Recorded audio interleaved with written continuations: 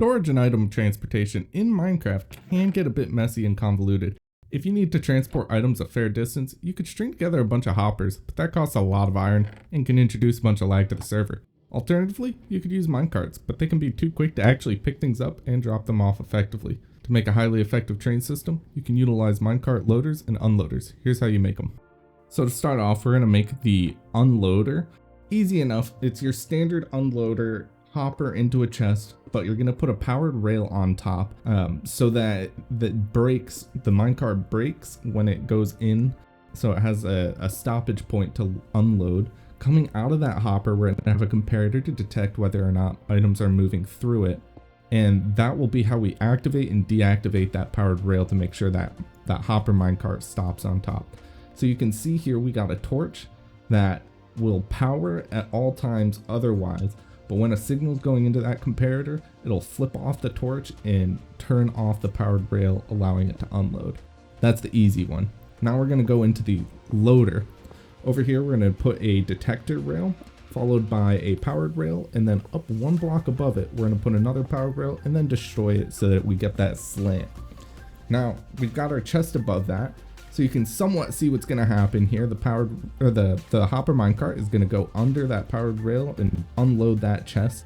So we're going to put a little fence block next to that chest, and the goal here is to put a sticky piston so it pulls it off. So to do that, we're going to redstone that up with a comparator coming out of that detector rail.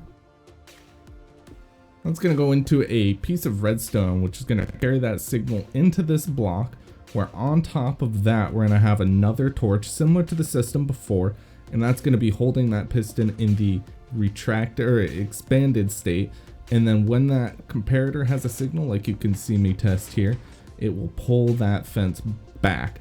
That's going to allow your minecart to be released from the system when it's time.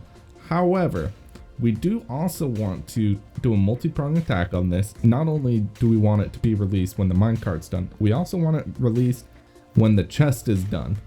So to do that, another comparator coming out of the chest into a block that's carrying a redstone out of that block, and then we're going to throw down 3 repeaters out of that block to carry a signal into that comparator. And you don't see me do it right away, but we're setting that, oh there we go, we're setting that straight to the subtract mode to really help our case here. And now that should be how you create a minecart loader and unloader for any use, whether that's going to your farms, to your base, or anything. And we'll just run it through a quick test here.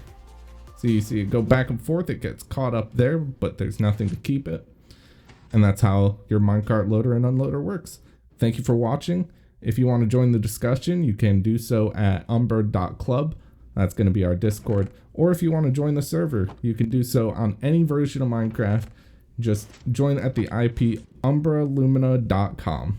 Thanks for watching.